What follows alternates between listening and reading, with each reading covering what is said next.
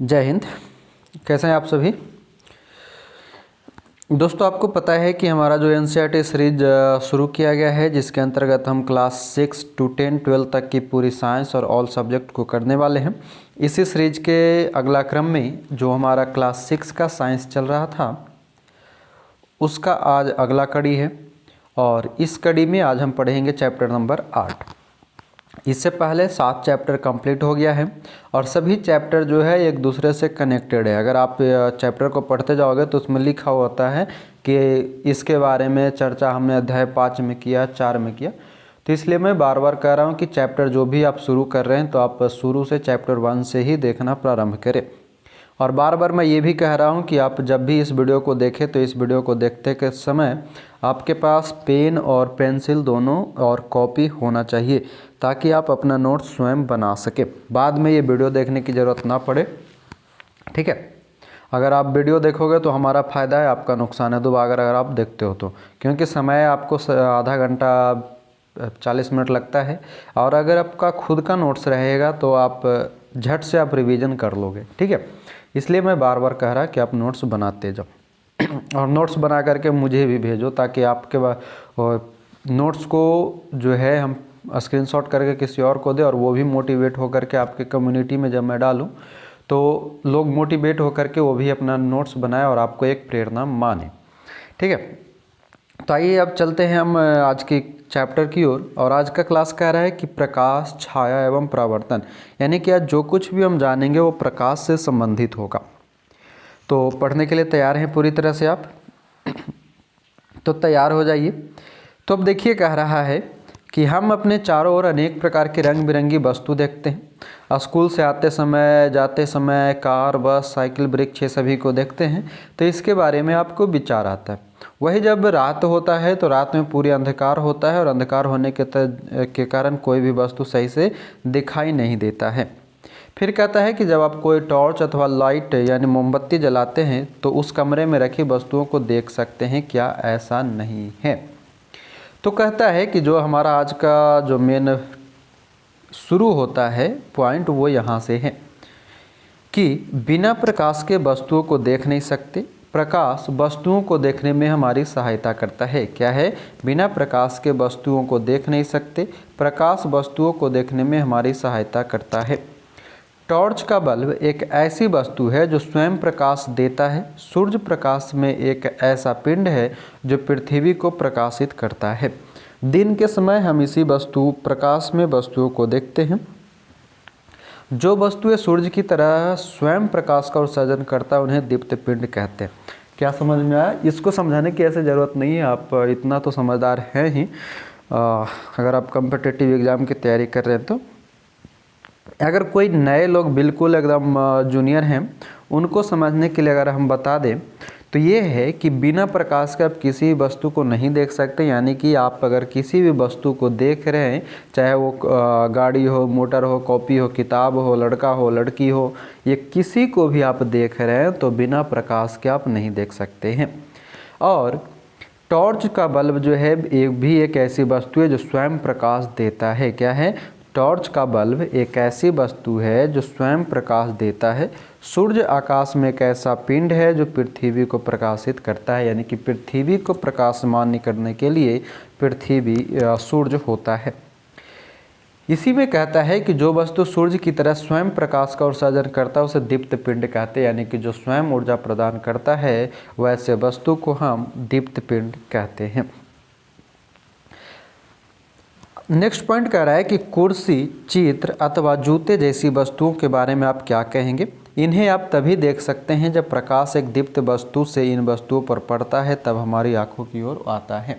यानी कुर्सी हो, टेबल हो, मेज हो, गाड़ी हो, इन सभी को देखने के लिए आप तभी देख सकते हैं जब आपके पास सूर्य हो, टॉर्च हो या विद्युत का प्रकाश हो। अगर ये सभी आपके पास नहीं है तो आप नहीं देख सकते।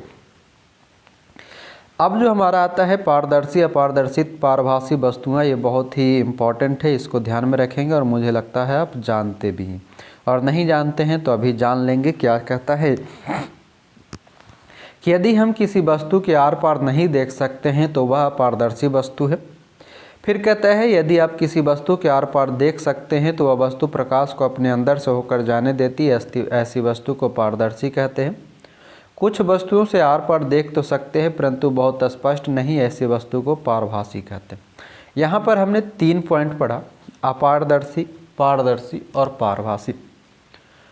अपारदर्शी कहता है कि जिस वस्तु से आप आर पार यानी कि एक तरफ से दूसरी तरफ नहीं देख सकते हैं उसको हम क्या कहते हैं, अपारदर्शी। दूसरा ये कह रहा है कि जिसको हम आर पार देख सकते हैं उसको कहते हैं पारदर्शी। और तीसरा ये है कि हम किसी वस्तु को धुंधला रूप में जब देखते हैं तो वो कहलाता है पारभासी, मतलब थोड़ी सी दिखाई देता है। अब यहाँ पर क्रियाकलाप किया गया है, क्रियाकलाप आपको करना नहीं है। और ये लड़का देखिए ये इस तरह से देख रहा है इस प्लेट से और कह रहा है कि वस्तु को देखने के लिए परीक्षण करना है कि वह प्रकाश को अपने में से आने जाने देता है अथवा नहीं, और इस तरह से देखने के बाद आप पहचान कर सकते हैं। जब कहता है आपने प्रेक्षण की सारणी 8.1 के अनुसार यानी कि यहाँ पर जब आपने प्रयोग किया तो कहता है कि हम देखते हैं कि किसी वस्तु अथवा पदार्थ का पारदर्शी, पारदर्शी अथवा पारभासी होना इस पर निर्भर करता है कि वह वस्तु अपने अंदर से होकर प्रकाश को पूर्णतः आंशिक रूप से अथवा बिल्कुल नहीं गुजरने देता है। यानी कि किसी भी वस्तु के पारदर्शी, अपारदर्शी और पारभासी होने का कारण क्या है, वो किस पे निर्भर करता है, तो वह वस्तु जो अपने अंदर से जिस भी वस्तु से होकर के प्रकाश को जाने दे, न जाने दे या आंशिक रूप से जाने दे, वो उससे प्राप्त होता है। यानी कि सीधी सीधी कहना ये है कि जो वस्तु अपने अंदर से प्रकाश को पूर्णतः जाने देगा पारदर्शी, जो आंशिक रूप से जाने देगा पारभासी और जो बिल्कुल नहीं जाने देगा वो अपारदर्शी कहलाता है। अब पॉइंट है कि छायाएं वास्तव में क्या होती है, यानी कि छाया वास्तव में क्या होता है। तो कह रहा है कभी कभी वस्तु की छाया वस्तु की आकृति के बारे में बताती है। ये देखिए ये बता रहा है कि जो वस्तु की छाया है वो वस्तु की आकृति के बारे में बताता है। ये आपको याद रखना है, ठीक है। ये जो पॉइंट दिया गया है याद रखना है कि कभी कभी वस्तु की छाया वस्तु की आकृति के बारे में बताता है। अब कह रहा है प्रयोग करने के बाद यहाँ पर हमें यह देखने के लिए मिला कि ऐसा प्रतीत होता है कि छाया देखने के लिए हमें कोई प्रकाश स्रोत अथवा प्रकाश के पथ में कोई अपारदर्शी वस्तु चाहिए। यानी कि छाया कब बनेगा, तो छाया तो तभी बनेगा जब हमें प्रकाश स्रोत और उस प्रकाश के पथ में कोई अपारदर्शी वस्तु हो। तब अपारदर्शी वस्तु रहेगा तो वो उसकी प्रकाश जो है एक दूसरे के आर पार नहीं जाएगा, और जब आर पार नहीं जाएगा तो वहाँ पर उसके क्या बनेगा, छाया बनेगा। यानी छाया बनने के लिए हमें 2 चीज़ की ज़रूरत है, एक प्रकाश का स्रोत और दूसरा अपारदर्शी वस्तु का। देखिए हमने आपके लिए कितना मेहनत किया है कि अगर मैं इस चीज़ को समझ करके क्रियाकलाप 2 को इतना पढ़ने के बाद फिर आपको लास्ट में 2 लाइन का निष्कर्ष निकल के आता तो क्या फ़ायदा होता आपको, कुछ नहीं, फ़ायदा कुछ नहीं होता। क्योंकि ये सभी जो है आपको करने के लिए नहीं, ये जो 6 क्लास के बच्चे होते हैं उनके करने के लिए और उनके जानने के लिए होता है। तो हमने इतनी मेहनत की कि मैं पहले इस पीडीएफ को मैंने पूरा पढ़ा, पीडीएफ ही पढ़ा, किताब नहीं, पीडीएफ में ही पढ़ा, फिर उसको हाईलाइट करते गया। तो मेहनत हमने किया है, तो आप भी खुद के लिए खुद पर मेहनत कीजिए और कम से कम जो हाईलाइटेड पॉइंट है उसको आप नोट्स के रूप में बनाइए, ठीक है। ऐसा ना कि हमने इतनी मेहनत कर दी, हमने आपको समझाने का भी प्रयास यहाँ पे कर रहा हूँ ताकि आप बेहतर ढंग से समझ सको।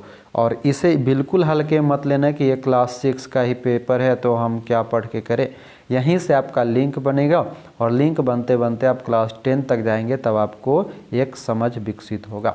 एनसीईआरटी कुछ नहीं है, एनसीईआरटी जो है आपका समझ विकसित करने की वो जरिया है जिसमें आप छोटे छोटे पॉइंट को एक दूसरे से जोड़ते हुए एक बड़ा पॉइंट बना पाएंगे, और यहाँ से आप पूरी तरह से मैच्योर हो पाएंगे कि हाँ प्रश्न जो पूछे जाते हैं उसमें कैसी उसकी प्रकृति होती है।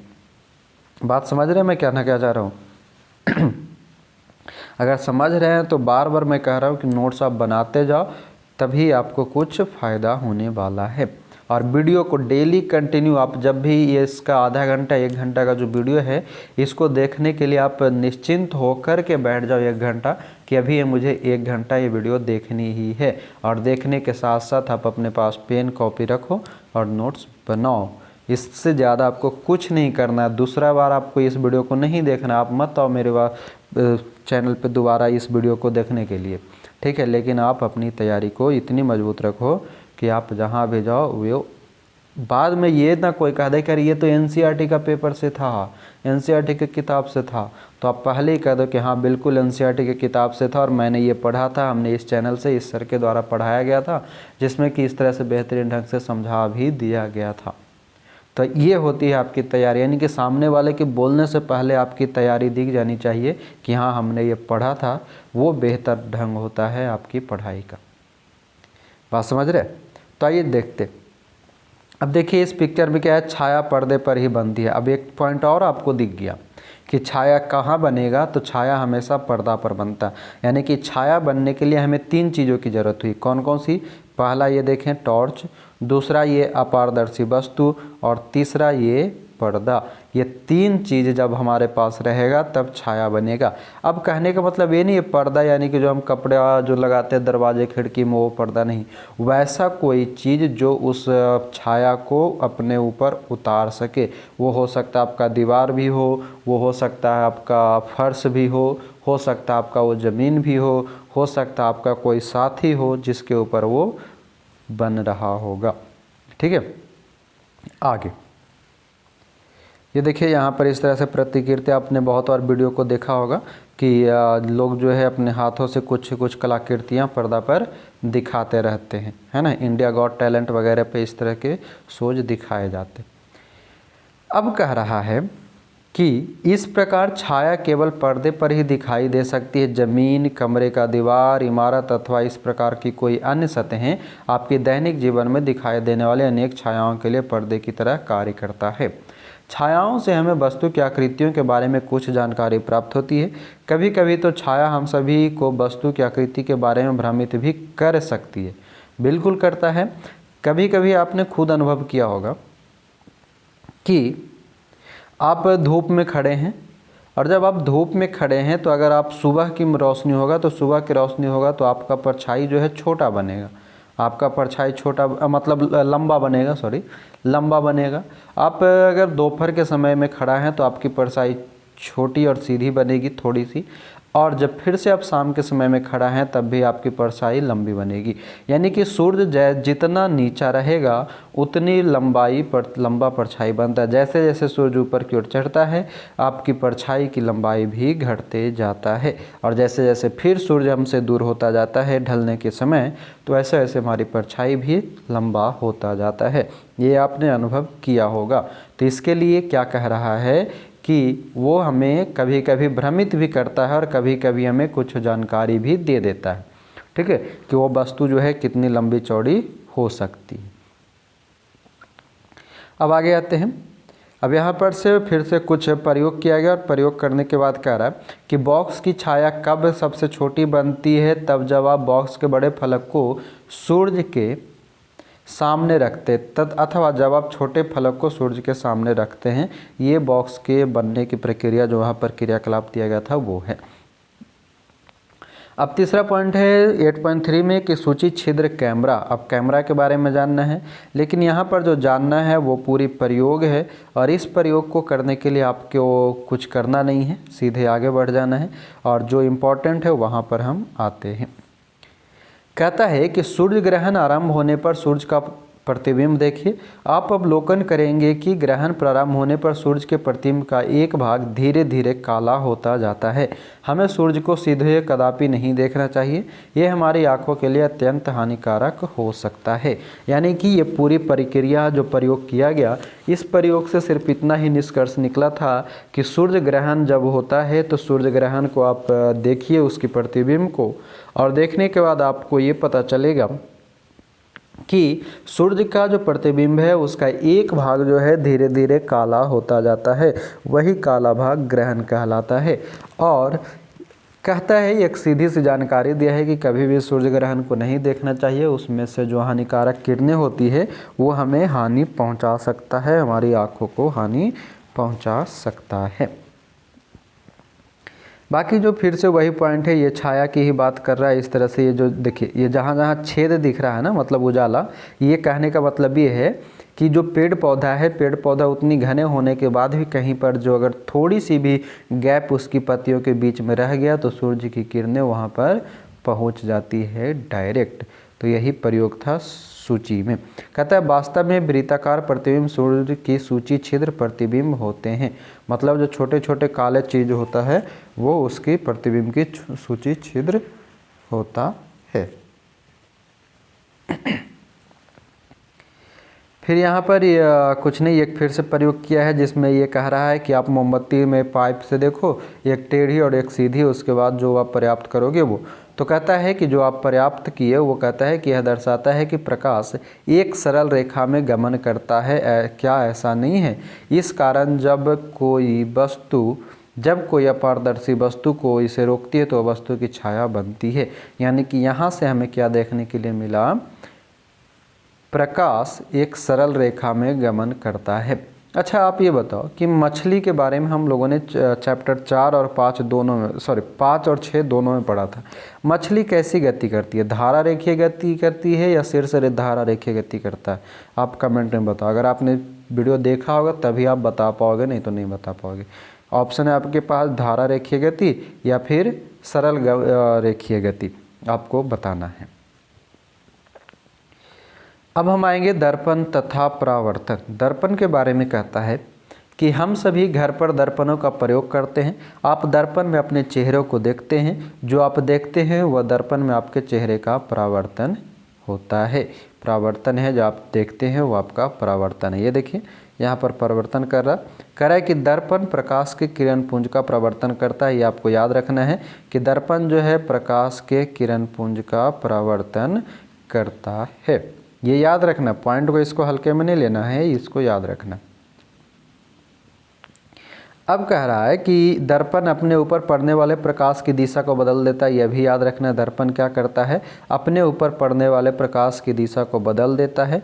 प्रकाश सरल रेखा के अनुदिश गमन करता हुआ दर्पण से परावर्तित हो जाता है। तो कौन सी रेखा से प्रकाश गमन करता है? सरल रेखा से। अब यहाँ पर ये आपके पॉइंट हैं जो आपको याद रखना है। ऐसा नहीं कि 3-4 पॉइंट तो सर ने हाईलाइट किया है और वही हमारे लिए इम्पोर्टेंट है। हाँ वही इम्पोर्टेंट है, लेकिन आपको याद रखना है। अगर ये पूरी कहानी हम समझाए रहते अभी तो पूरी कहानी से आपको निष्कर्ष वही 3 लाइन निकलता, लेकिन आपको लगता है कि अरे ये क्या पढ़ रहे हैं, क्या पढ़ा रहे हैं। ठीक है, तो इसलिए आपको याद रखना जितना हाईलाइट किए हैं कि परावर्तन क्या होता है। तो परावर्तन वो है जो दर्पण में आपके चेहरे को प्रवर्तित करता है, आपको दिखाता है। उसके बाद हमने क्या जाना कि जो दर्पण है प्रकाश के किरण पुंज का परावर्तन करता है।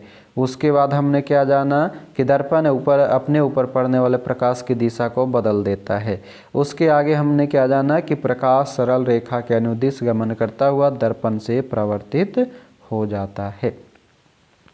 अब फिर से इस तरह के प्रयोग किया गया है और कहता है कि सरल रेखा में चलता हुआ तथा दर्पण के से परावर्तित होता प्रकाश की यह प्रक्रिया दिखाई गई।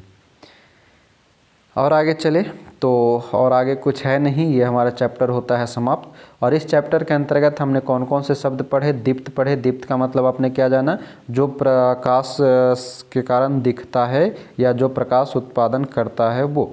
दर्पण क्या है? तो दर्पण वही है जो आपके प्रतिबिंब को दिखाता है, जहाँ पर परावर्तन के कारण होता है। दर्पण जो है सो प्रकाश की प्रकृति को यानी कि परावर्तित कर देता है प्रकाश की किरण को। अपारदर्शी हमने क्या जाना? जहाँ पर प्रकाश जो है उस वस्तु से पूरी तरह से पार ना हो वो अपारदर्शी होता है। सूची छिद्र कैमरा क्या है? तो सूची छिद्र कैमरा के माध्यम से हम देख पाए थे सूर्य ग्रहण के बारे में।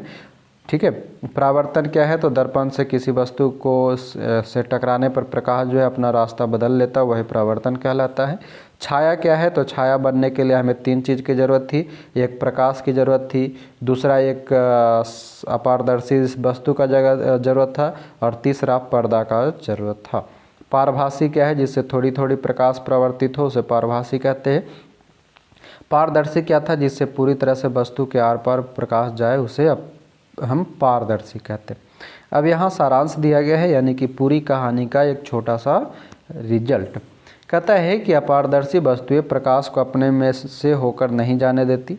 पारदर्शी वस्तुएं प्रकाश को अपने में से होकर जाने देती है तथा हम इनके दूसरी ओर रखी वस्तुओं को स्पष्ट देख सकते हैं। पारभासी वस्तुएं प्रकाश के कुछ भाग को ही अपने से ऊपर लेकर होकर जाने देती है। जब प्रकाश के पथ में कोई अपारदर्शी वस्तु आ जाती है तो छाया बनती है। साधारण सामग्री से सूची छिद्र कैमरा बनाया जा सकता है। क्या कह रहा है? साधारण सामग्री से सूची छिद्र कैमरा बनाया जा सकता है। इसका उपयोग सूर्य तथा अतिदीप्त वस्तुओं के प्रतिबिंब को देखने में किया जाता है। यही याद रखना है कि सूची छिद्र कैमरा का प्रयोग हम कहाँ करेंगे? तो सूर्य और अतिदीप्त वस्तु मतलब जो ज़्यादा प्रकाश देता है उसके प्रतिबिंब को देखने के लिए हम सूची छिद्र कैमरा का प्रयोग करते हैं। प्रकाश सरल रेखा में गमन करता है। दर्पण परावर्तन से हमें स्पष्ट प्रतिबिंब प्राप्त होता है। और इस प्रकार ये चैप्टर होता है समाप्त। यहाँ पर इसके अभ्यास के कुछ प्रयोग दिए गए हैं, लेकिन ये अभी ख़त्म नहीं हुआ। इस क्रियाकलाप में कहता है कि हमें प्रकाश के गमन तथा दर्पण से प्रवर्तित होने के बारे में कुछ जानकारी प्राप्त करना है, जो कि आप प्राप्त करेंगे। अब यहाँ पर कुछ और दिया है। कहता है कि सूची छिद्र कैमरा उल्टा प्रतिबिंब बनाता हुआ प्रतीत होता है। ये ध्यान रखना है, सूची छिद्र कैमरा कैसा प्रतिबिंब बनाता है? तो उल्टा प्रतिबिंब बनाता है। दर्पण दाएं हाथ को बाएं हाथ तथा बाएं हाथ को दाएं हाथ में बदलता हुआ प्रतीत होता है। इसके विषय में और अधिक जानकारी हम उच्च के कक्षाओं में सीखेंगे, यानी कि इसके बारे में जानकारी हम अगले कक्षाओं में कभी सीखेंगे। लेकिन इम्पॉर्टेंट यहाँ पर क्या है कि सूची छिद्र कैमरा कहाँ प्रयोग होता है? तो सूर्य में और अतिदीप्त प्रतिबिंब वाले वस्तुओं में। और सूची छिद्र कैमरा हमारा प्रतिबिंब कैसा बनाता है? तो उल्टा बनाता है। उल्टा कहने का मतलब ये नहीं कि आपका पैर ऊपर और मुंडी नीचे, नहीं। उल्टा कहने का मतलब है पार्श्व उल्टा, मतलब दायां हाथ आपको बायां दिखेगा, बायां हाथ आपका दायां दिखेगा। जो आपके नॉर्मल जो दर्पण आप देखते हैं वहाँ भी ऐसा ही होता है। साथ ही साथ क्या कह रहा है, और इसके बारे में हम ऊपरी कक्षा में कहीं पर पढ़ेंगे जब आएगा इस तरह से चैप्टर। तो एक है जादुई युक्ति। कह रहा है कि गणित के समिति के अध्याय में आपने एक रोचक यंत्र बहुमूर्तिदर्शी, इसको याद रखना है, बहुमूर्तिदर्शी, जिसको हम कैलाइडोस्कोप कहते हैं। क्या कहते हैं? बहुमूर्तिदर्शी को हम कैलाइडोस्कोप कहते हैं। कहता है कि एक यंत्र बहुमूर्तिदर्शी कैलाइडोस्कोप बनाया गया। इसमें प्रकाश के प्रवर्तन का उपयोग होता है। क्या याद रखना है कि कैलाइडोस्कोप यानी बहुमूर्तिदर्शी में प्रकाश के प्रवर्तन का उपयोग होता है। कह रहा है आइए हम एक और यंत्र पारदर्शी पेरिस्कोप बनाते हैं। अब एक दूसरा उपकरण क्या बना? पारदर्शी यानी कि पेरिस्कोप। इसमें भी प्रकाश के प्रवर्तन का उपयोग होता है तथा इससे किसी अवरोध की दूसरी ओर भी देख सकते हैं। यानी कि हमने यहीं पर सिर्फ 2 पॉइंट जाना कि एक बहुमूर्तिदर्शी जिसे कैलाइडोस्कोप कहते हैं, कैलाइडोस्कोप में प्रकाश के प्रवर्तन का प्रयोग होता है। एक और पॉइंट हमने जाना पारदर्शी यानी पेरिस्कोप। पेरिस्कोप में भी प्रकाश के प्रवर्तन का उपयोग किया जाता है और इसकी अवरोध दूसरी ओर भी देख सकते हैं, क्योंकि ये कैसा है? तो अवरोध यानी कि रुकावट के बारे में हम दूसरी ओर देख सकते हैं। तो ये था पॉइंट। इसके अलावा और भी पॉइंट है। कहता है कि रुडयार्ड किपलिंग, आपने नाम सुना होगा, कि रुडयार्ड किपलिंग्स की रचना जस्ट सो अ स्टोरी, क्या है? Just so a story. हमने ये लाल रंग से इसको हाईलाइट कर दिया, लेकिन दिख कम रहा है ना। तो कह रहा है कि रुडयार्ड किपलिंग की रचना जस्ट सो अ स्टोरी, विशेषता कहानी how the leopard got its spots में उन्होंने धारीदार चित्तीदार दाग धब्बे वाली झुर्रियों का वर्णन किया है। यहाँ उस कहानी से यह एक उदाहरण है कि जिसमें बहुत सी परछाइयाँ बताई गई हैं। कभी बहुत दिनों के बाद उन्होंने एक बड़े ऊंचे खोतरे में पूर्ण लंबे वृक्षों के जंगल में धारियां, चित्ते, धब्बे एवं बिंदु आड़ी, तिरछी रेखाएं, फलकनुमा और गैर फलकनुमा जैसी परछाइयां देखी। सशक्ता से कहे तथा देखे कि जंगल अवश्य इतने छायाकारी होते हैं। लियोपार्ड ने कहा, यह क्या है, इतना अधिक अंधेरा तब भी प्रकाश के पुंज। ये लियोपार्ड की कथन है। लियोपार्ड ने क्या कहा कि इतना अधिक अंधेरा तब भी प्रकाश के पुंज, ये लियोपार्ड का कथन है। और लियोपार्ड की जो मुख्य किताब है वह है जस्ट सो स्टोरी। और जस्ट सो स्टोरी में कहानी है how the leopard got its spots. How the leopard got its spots, ये लियोडार्ड किपलिंग की रचना है। तो फाइनली अब जा कर के हमारा चैप्टर नंबर 8 समाप्त होता है। और चैप्टर नंबर 8 के अंतर्गत हमने क्या जाना, प्रकाश के बारे में जाना, उसकी छाया के बारे में जाना और प्रवर्तन के बारे में जाना। अगले चैप्टर में हो सकता है हम अपवर्तन के बारे में जानेंगे और भी इसके ज़्यादा गहराई में जानेंगे। तो इसलिए बार बार कहते हैं कि आप डेली वीडियो को देखा करें। आप इस कारण से ना देखो कि हम इस वीडियो को देखेंगे तो सर को कुछ फ़ायदा होगा। अरे भाई, मुझे फ़ायदा तो होना है ही। आप नहीं देखोगे कोई और देखेगा, कोई और नहीं तो कोई और देखेगा, लेकिन हमें देखेगा तो हर कोई देखेगा, ठीक है। लेकिन आपको कोई नहीं देखेगा जब तक आप कुछ बेहतर नहीं कर पाओगे। तो बेहतर करने के लिए आपको इस तरह की पॉइंट नोट्स पढ़ने होंगे और देखने होंगे। कहते हैं ना कि अच्छे किताब और अच्छे लोग जल्दी समझ में नहीं आते हैं, तो ये अच्छे किताब ही हैं जो आपको जल्दी समझ में नहीं आएगा, लेकिन जब समझ में आएगा तो बेहतरीन समझ में आएगा। तो अब ज़्यादा कुछ नहीं बोलेंगे। आप बच्चे हो नहीं कि हम आपको ज़्यादा समझाएंगे, है ना। दूध पीते बच्चे भी नहीं हो कि आपको हम हर कुछ समझाएंगे पकड़ पकड़ के। इसलिए अब आप समझदार हो, आप इस तरह से काम हमेशा डेली करते रहो ताकि आप आगे कुछ बेहतर कर पाओ। नया साल आ चुका है, आज हो गया 7-8 तारीख और अभी भी आप सोए हुए हैं, अभी भी जागे नहीं हैं 2024 को लेकर के। फिर आपकी 2024 कब 48 में बदल जाएगा पता भी नहीं चलेगा। इसलिए पढ़ते रहिए, पढ़ाते रहिए। अब मिलेंगे अगले नंबर चैप्टर 9 में। अभी के लिए आपका बहुत बहुत धन्यवाद। लेकिन जाते जाते हमें आपकी सपोर्ट की ज़रूरत है, जो हमने बार बार आपको बोला है। कारण क्या है, तो उस कारण को मैं अब दोहरा नहीं रहा हूँ, लेकिन आप अपना सपोर्ट दिखाते रहें। जो काम करना होता है आपको वो करते रहें और मिलेंगे अगले वीडियो में। अभी के लिए आपका धन्यवाद। जय हिंद।